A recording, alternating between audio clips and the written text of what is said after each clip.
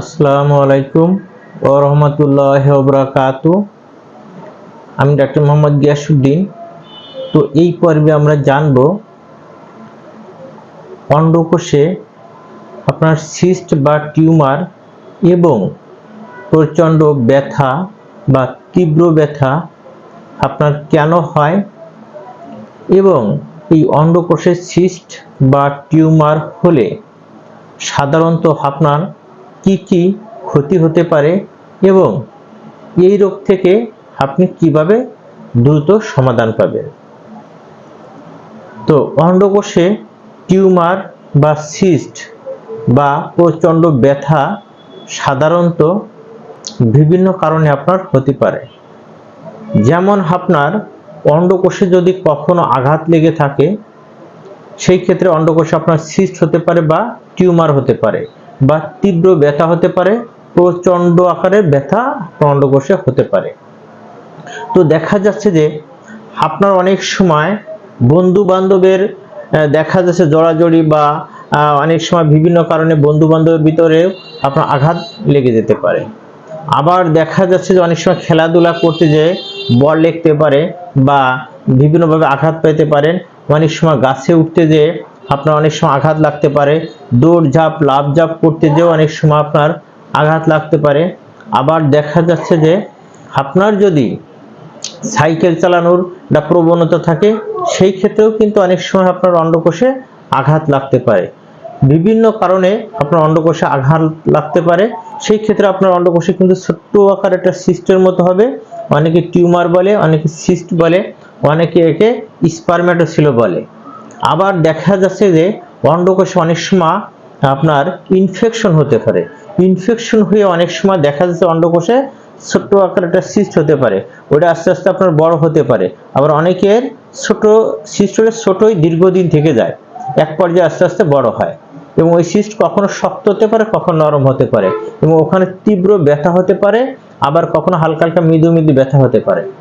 তো এই সিস্ট থেকে অনেক সময় আপনার অন্ডকোষে বিরাট একটা ক্ষতির সম্মুখীন হতে পারে। যেমন অনেক সময় ছোট সিস্ট বা টিউমার যদি এর সঠিক চিকিৎসাটা না পড়ে এক পর্যায়ে দেখা যাচ্ছে যে এটা বড় হতে হতে আপনার পুরো অন্ডকোষটা, বাম পাশে যদি হয় বাম পাশের পুরো কোষটা, ডান পাশে হলে ডান পাশে পুরো কোষটা আপনার এফেক্ট করবে এবং ওই সিস্ট বা টিউমারটা পুরো অন্ডকোষটাকে জড়িয়ে যাবে। তখন পুরো অন্ডকোষটা আস্তে আস্তে ফুলে যাবে। অনেক সময় প্রচণ্ড ব্যথা করতে পারে, অনেক সময় অন্ডকোষটা সফট থাকবে, নরম, টিপ দিলে আপনার একটু নরম পাঞ্চ করবে। আবার কখনো এই অন্ডকোষটা পাথরের মতো শক্ত হয়ে যেতে পারে এবং এমন শক্ত হয়েছে যে টিপ দিলে প্রচণ্ড ব্যথা করবে। অন্ডকোষ দেখা যাচ্ছে গরম হয়ে থাকবে, তাপমাত্রা বৃদ্ধি পাবে এবং ওই ব্যথাটা একসময় মৃদু মৃদু করে আপনার কুস্কির ভিতরে আসতে পারে, কখনো মাজার দিকে চলে যেতে পারে। আবার অনেক সময় ব্যথাটা আপনার পায়ের দিকেও নামতে পারে এবং এক পর্যায়ে আপনার অন্ডকোষটা পুরো নষ্ট হয়ে যাবে। কিভাবে আপনার নষ্ট হবে আপনি বুঝবেন, দেখা যাচ্ছে আপনার শুক্রাণু পরীক্ষা করে দেখবেন যে আপনার শুক্রাণুর যে পার্সেন্টেজ থাকার কথা সেই পার্সেন্টেজ নাই, অর্থাৎ আপনার অন্ডকোষের কর্মক্ষমতা কার্যকারিতা কমে গেছে, যার কারণে আপনার স্পাম তৈরি করতে পারতেছে না। আর যদি অন্ডকোষে স্পাম তৈরি করতে না পারে, অন্ডকোষে যদি শুক্রাণু তৈরি করতে না পারে, তা শুক্রাণুর যে পার্সেন্টেজ থাকার কথা এই পার্সেন্টেজ যদি আপনার সঠিকভাবে না থাকে সেই ক্ষেত্রে আপনার ছেলে মেয়ে হবে না, আপনি একসময় বন্ধ্যাত্ব হয়ে যাবেন। আবার দেখা যাচ্ছে এই অন্ডকোষ অনেক সময় নষ্ট হয়ে যাচ্ছে বা এরকম একটা প্রবণতা আসছে, সেই ক্ষেত্রে আপনি অ্যালোপ্যাথি চিকিৎসকের নিকট গেলে ওরা আপনাকে পুরো অন্ডকোষটা কেটে ফেলবে।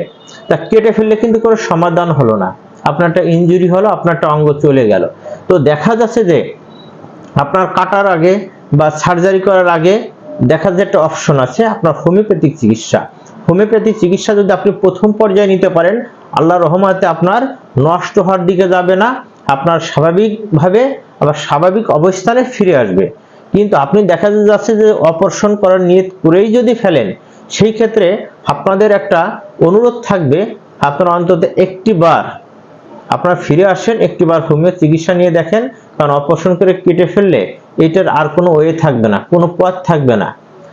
অপারেশন করার আগে আপনার বিভিন্ন পথ খোলা আছে, আপনারা বিভিন্ন জায়গায় চিকিৎসা নেন, ভালো চিকিৎসক দেখে চিকিৎসা নেন, তাহলে আশা করি সঠিক চিকিৎসাটা নিলে এবং ওই চিকিৎসক সঠিক ডায়াগনোসিস করে আপনাকে যদি চিকিৎসা দিতে পারে, তাহলে আল্লাহর রহমতে আপনার অন্ডকোষের সিস্ট হোক, অন্ডকোষের টিউমার হোক, অন্ডকোষের তীব্র ব্যথা হোক, অন্ডকোষ গরম হয়ে যাক, অন্ডকোষ নষ্ট হয়ে যাক, আল্লাহর রহমতে ভালো হওয়া সম্ভব বা ভালো হচ্ছে। আমাদের কাছে অনেক রোগী আছে অপারেশন করতে চলে যাবে, অ্যাপয়েন্টমেন্ট নিচ্ছে, হয়তো মন ঘুরে গেছে, চলে আসছে হোমিওপ্যাথি চিকিৎসা নিতে, আল্লাহর রহমতে তার সুস্থ বাড়ি ফিরে গেছে।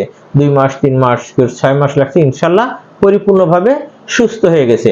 তা আপনাদের যদি অন্ডকোষের সিস্ট হয় বা অন্ডকোষের টিউমার হয় বা প্রচন্ড ব্যথা করুক, আঘাতজনিত কারণে হোক, ইনফেকশন জনিত কারণে হোক, যে কোনো কারণে হোক না কেন, অন্ডকোষে এই ধরনের যদি সিস্ট, টিউমার বা স্পারমেটোসিল যেটাই হোক না কেন, আর্কাইটিস যেটাই হোক, অবশ্যই আপনারা প্রথম পর্যায়ে অপারেশনের দিকে না গিয়ে আপনি অবশ্যই একজন এক্সপার্ট হোমিওপ্যাথিক চিকিৎসক খুঁজে চিকিৎসা নেবেন।